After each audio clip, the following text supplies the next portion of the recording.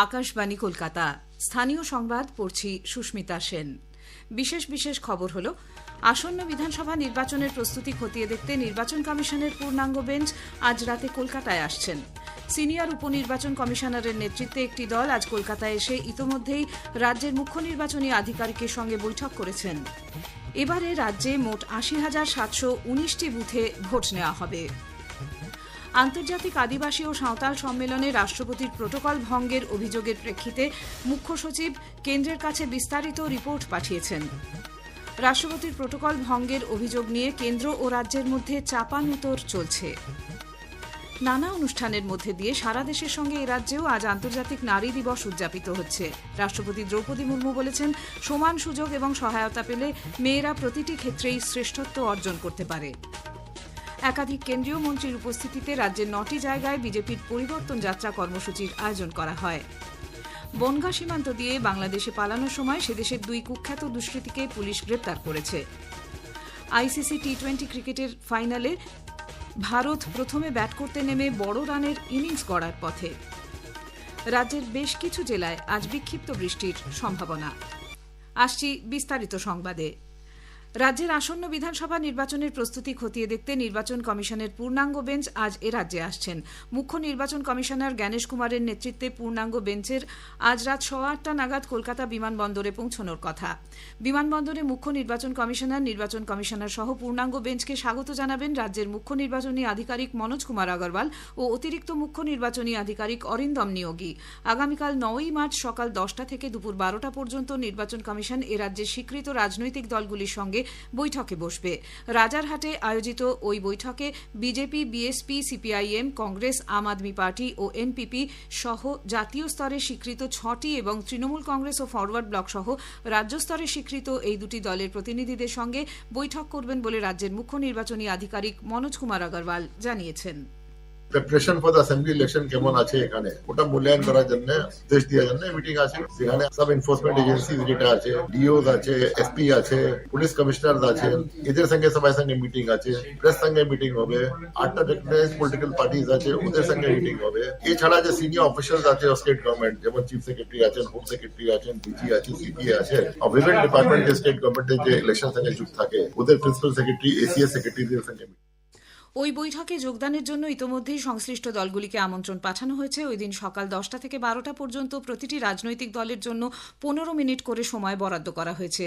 ওই দিন কমিশনের প্রতিনিধিরা আইন বলবৎকারী সংস্থাগুলির নোডাল অফিসারদের সঙ্গে বৈঠক করবেন। পাশাপাশি নির্বাচনের প্রস্তুতি পর্যালোচনা করতে রাজ্য পুলিশের আইজি, বিভিন্ন রেঞ্জের ডিআইজি, পুলিশ কমিশনার, জেলা নির্বাচনী আধিকারিক ও পুলিশ সুপারদের সঙ্গে আলোচনায় বসবেন।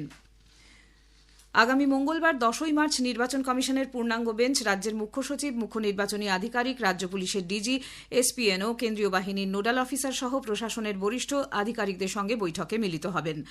এদিকে মুখ্য নির্বাচন কমিশনার আসার আগেই আজ দিল্লি থেকে কলকাতায় এসেছেন senior deputy election commissioner Gyanesh ভারতীর নেতৃত্বে একটি প্রতিনিধি দল। ওই দলে রয়েছেন principal secretary SB Joshi, director Manoj শি ও ডেপুটি সেক্রেটারি অভিনব আগরওয়াল। প্রতিনিধি দলটি রাজ্যের মুখ্য নির্বাচনী আধিকারিক এবং অতিরিক্ত নির্বাচনী আধিকারিকদের সঙ্গেও ভোটের প্রস্তুতি নিয়ে বৈঠক করেছেন। আসন্ন বিধানসভা নির্বাচনে রাজ্যে মোট ৮০,৭১৯টি বুথে ভোট গ্রহণ হতে চলেছে বলে নির্বাচন কমিশন জানিয়েছে। বিশেষ নিবিড় সংশোধনী বা এসআইআর প্রক্রিয়া শুরু হওয়ার সময় রাজ্যে বুথের সংখ্যা ছিল ৮০,৬৮১টি। পরবর্তীতে এর সঙ্গে নতুন করে ৩৮টি বুথ যুক্ত করা হয়েছে। নির্বাচন কমিশন সূত্রে খবর, এই নতুন বুথগুলির বেশিরভাগই বহুতল আবাসন বা হাই রাইজ ভবনে তৈরি হয়েছে। এই ৩৮টি নতুন বুথ যুক্ত হওয়ার ফলে রাজ্যে মোট বুথের সংখ্যা ৮০,৬৮১ থেকে বেড়ে দাঁড়ালো ৮০,৭১৯। এ রাজ্যে এসআইআর এর কাজ করতে ওড়িশা এবং ঝাড়খণ্ড থেকে যে ২০০ জন বিচার বিভাগীয় আধিকারিক এ রাজ্যে এসেছেন, নির্বাচন কমিশন আজ তাদের ভার্চুয়াল প্রশিক্ষণ দিয়েছে। বিভিন্ন জেলায় নিযুক্ত এ রাজ্যের কয়েকশো আধিকারিকের সঙ্গে তারা কাজে যোগ দিচ্ছেন। কমিশনের পক্ষ থেকে তাদের বিভিন্ন জেলায় থাকা খাওয়া সহ অন্যান্য আনুষঙ্গিক ব্যবস্থা করা হয়েছে। শিলিগুড়িতে আন্তর্জাতিক আদিবাসী ও সাঁওতাল সম্মেলনে রাষ্ট্রপতির প্রোটোকল ভঙ্গকে ঘিরে তৈরি হওয়া বিতর্কের প্রেক্ষিতে মুখ্য সচিব নন্দিনী চক্রবর্তী কেন্দ্রীয় স্বরাষ্ট্র সচিবের কাছে রিপোর্ট পাঠিয়েছেন। পুরো বিষয়টি নিয়ে বিস্তারিত ব্যাখ্যা সহ একাধিক নথিও কেন্দ্রীয় স্বরাষ্ট্র মন্ত্রকের কাছে পাঠানো হয়েছে। রিপোর্টে ঘটনাক্রম, প্রশাসনিক পদক্ষেপ এবং সংশ্লিষ্ট সিদ্ধান্তগুলির কারণ ব্যাখ্যা করা হয়েছে বলে জানা গিয়েছে। ওই রিপোর্টে মুখ্যমন্ত্রী কেন অনুষ্ঠানে উপস্থিত ছিলেন না তারও বিস্তারিত ব্যাখ্যা দেওয়া হয়েছে। পাশাপাশি আন্তর্জাতিক আদিবাসী ও সাঁওতাল সম্মেলনের স্থান পরিবর্তন করার সিদ্ধান্ত কেন নেওয়া হয়েছিল সে বিষয়েও কেন্দ্রকে জানানো হয়েছে। রাষ্ট্রপতির সফরের সময় প্রোটোকল লঙ্ঘনের জন্য তৃণমূল কংগ্রেস নেতৃত্বাধীন পশ্চিমবঙ্গ সরকারের নিন্দা করেছেন কেন্দ্রীয় আদিবাসী বিষয়ক মন্ত্রী জুয়েল ওরাও। নতুন দিল্লিতে আজ সাংবাদিকদের সঙ্গে কথা বলার সময় তিনি এই ঘটনাকে দুর্ভাগ্যজনক বলে বর্ণনা করেন এবং বলেন যে আদিবাসী সম্প্রদায় এতে গভীরভাবে মর্মাহত। রাষ্ট্রপতি দ্রৌপদী মুর্মুর পদের অবমাননা করে তৃণমূল কংগ্রেস কার্যত সমগ্র আদিবাসী সমাজকে অপমানিত করেছে বলে বিজেপি অভিযোগ করেছে। কলকাতায় আজ এক সাংবাদিক বৈঠকে দলের সাংসদ খগেন মুর্মু বলেন, সাঁওতাল দিবসের অনুষ্ঠানে যোগ দিতে রাষ্ট্রপতি এ রাজ্যে এসেছিলেন। তিনি শুধু আদিবাসী সমাজের প্রতিনিধি নন, সর্বজন শ্রদ্ধেয়। বিজেপি সারা দেশে আদিবাসীদের জল, জমি, জঙ্গল রক্ষার জন্য কাজ করলেও পশ্চিমবঙ্গে তৃণমূল কংগ্রেস সরকার তাদের বঞ্চিত করছে। রাষ্ট্রপতির অভ্যর্থনায় কোনো প্রোটোকল বিঘ্নিত হয়নি বলে মুখ্যমন্ত্রী মমতা ব্যানার্জি জানিয়েছেন। গতরাতে এক্স হ্যান্ডেলে পোস্ট করে তিনি জানান, রাষ্ট্রপতির কর্মসূচির আয়োজক আন্তর্জাতিক সাঁওতাল কাউন্সিল একটি বেসরকারি সংস্থা। তার কর্মসূচির বিষয়েও রাষ্ট্রপতির সচিবালয়ের সঙ্গে জেলা প্রশাসন সমন্বয় রক্ষা করেছিল।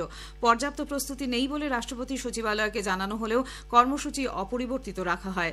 শনিবার শিলিগুড়ির মেয়র, দার্জিলিংয়ের জেলাশাসক সকলেই রাষ্ট্রপতিকে অভ্যর্থনা জানাতে হাজির ছিলেন। প্রধানমন্ত্রী নরেন্দ্র মোদী আবারও রাষ্ট্রপতি দ্রৌপদী মুর্মুর পশ্চিমবঙ্গ সফরকে কেন্দ্র করে প্রোটোকল ভঙ্গের অভিযোগ তুলে রাজ্যের তৃণমূল কংগ্রেস সরকারের কড়া সমালোচনা করেছেন। স্থানীয় সংবাদ শুনছেন আকাশবাণী কলকাতা কেন্দ্র থেকে। এখন বিজ্ঞাপন, পরে রয়েছে আরও খবর। ও দিদি, শুনেছ খবরটা? আমাদের লক্ষ্মীর ভান্ডারের টাকা বেড়েছে। তাই নাকি? বেড়েছে? হ্যাঁ, মাননীয় মুখ্যমন্ত্রী মমতা বন্দ্যোপাধ্যায় আমাদের জন্য টাকা বাড়িয়ে দিয়েছেন। এই ফেব্রুয়ারি থেকেই সবাই 500 টাকা বেশি পাবো। ঠিকই শুনেছেন, রাজ্যের মা বোনেদের জন্য মা মাটি মানুষের সরকার লক্ষ্মীর ভান্ডারে মাসিক অনুদান বাড়ালো 500 টাকা। সাধারণ শ্রেণীর মহিলারা এখন থেকে পাবেন মাসিক 1500 টাকা এবং তপশিলি জাতি ও জনজাতিভুক্ত মহিলারা পাবেন মাসিক 1700 টাকা। স্বনির্ভর নারী, স্বনির্ভর বাংলা।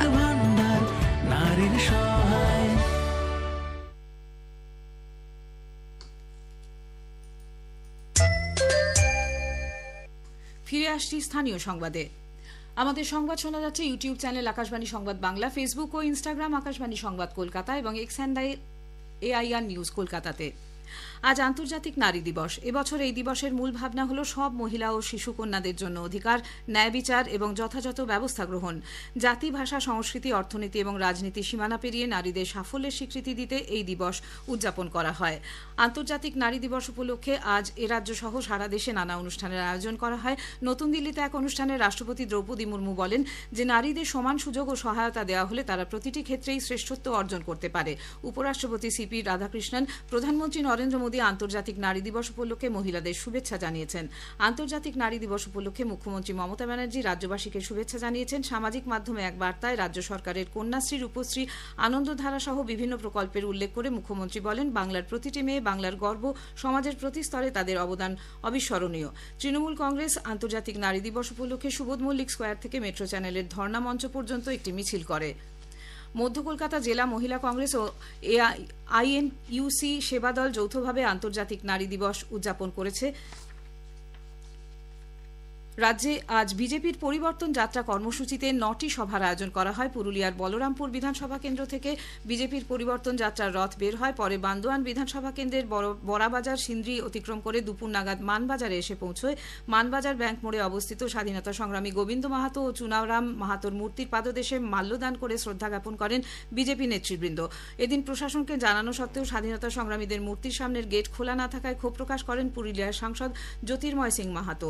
পরিবর্তন যাত্রা উপলক্ষে শিলিগুড়িতে বাইক মিছিলের আয়োজন করা হয়। বর্ধমানের কাটোয়া থেকে পরিবর্তন যাত্রা পূর্বস্থলীর কালেখাতলা হয়ে কালনায় প্রবেশ করে। কালেখাতলা বাজারে সভা অনুষ্ঠিত হয়। সভায় বিজেপির প্রাক্তন রাজ্য সভাপতি সুকান্ত মজুমদার বলেন, এই পরিবর্তন মানে শুধু দল বা মুখ্যমন্ত্রীর পরিবর্তন নয়, তৃণমূলের নেতারা বালি, কয়লা, মাটি লুট করেছে, এমনকি মেয়েদের সম্মানও লুট করেছে। তাই এমন পরিবর্তন দরকার যে পরিবর্তন মানুষের মধ্যে প্রকৃত বদল আনবে, মহিলারা সুরক্ষিত থাকবেন। কেন্দ্রীয় ক্রীড়া ও যুব কল্যাণ মন্ত্রী মনসুখ মান্ডাভিয়া দেশের যুব সমাজকে বিকশিত ভারত নির্মাণে নেতৃত্ব দেওয়ার জন্য আহ্বান জানিয়েছেন। অনুষ্ঠানে কেন্দ্রীয় মন্ত্রী ভূপেন্দ্র যাদব বলেন, ভারতের ইতিহাস গঠনে পশ্চিমবঙ্গের যুব সমাজ গুরুত্বপূর্ণ ভূমিকা পালন করছে। উত্তর 24 পরগনার বনগাঁ সীমান্ত দিয়ে বাংলাদেশে পালানোর সময় সে দেশের 2 দুষ্কৃতীকে গ্রেপ্তার করেছে রাজ্য পুলিশের এসটিএফ। নির্দিষ্ট খবরের ভিত্তিতে অভিযান চালিয়ে বাংলাদেশের পটুয়াখালী বাসিন্দা রাহুল ওরফে ফয়জাল করিম মাসুদ এবং ঢাকার আলমগীর হোসেনকে গতকাল গ্রেপ্তার করা হয়। ধৃতরা বাংলাদেশের ঢাকায় ওসমান হাদিকে খুন করে মেঘালয় সীমান্ত দিয়ে ভারতে পালিয়ে এসেছিল বলে জানা গেছে। আদালতে পেশ করে তদন্তের স্বার্থে এদের পুলিশ হেফাজতে নেওয়া হয়েছে। আহমেদাবাদে আইসিসি টি20 বিশ্বকাপ ক্রিকেটের ফাইনালে ভারত ও নিউজিল্যান্ড মুখোমুখি হয়েছে। টসে জিতে নিউজিল্যান্ড ভারতকে প্রথমে ব্যাট করতে পাঠিয়েছে। শেষ খবর পাওয়া পর্যন্ত ভারত 12 ওভারে 1 উইকেটে 161 রান করেছে। দক্ষিণবঙ্গ ও সংলগ্ন ওড়িশার উপর অবস্থিত ঘূর্ণাবর্ত এবং বিহার থেকে ছত্তিশগড় পর্যন্ত বিস্তৃত নিম্নচাপ অক্ষরেখা ও বাতাসে জলীয় বাষ্পের পরিমাণ বেশি থাকায় আজ রাজ্যের বেশ কিছু জেলায় বিক্ষিপ্তভাবে বৃষ্টির সম্ভাবনা রয়েছে। ঝাড়গ্রাম ও পূর্ব পশ্চিম মেদিনীপুর, কলকাতা, উত্তর দক্ষিণ 24 পরগনা, বীরভূম ও মুর্শিদাবাদ জেলায় আজ বৃষ্টির সম্ভাবনা রয়েছে। কোথাও কোথাও বজ্রবিদ্যুৎ সহ বৃষ্টি হতে পারে। শেষ করার আগে স্থানীয় সংবাদের বিশেষ কিছু অংশ আরেকবার। আসন্ন বিধানসভা নির্বাচনের প্রস্তুতি খতিয়ে দেখতে নির্বাচন কমিশনের পূর্ণাঙ্গ বেঞ্চ আজ রাতে কলকাতায় আসছেন। সিনিয়র উপনির্বাচন কমিশনের নেতৃত্বে একটি দল আজ কলকাতায় এসে ইতোমধ্যে রাজ্যের মুখ্য নির্বাচনী আধিকারিকের সঙ্গে বৈঠক করেছেন। এবারে রাজ্যে মোট 80,719টি বুথে ভোট নেওয়া হবে। স্থানীয় সংবাদ শেষ হল।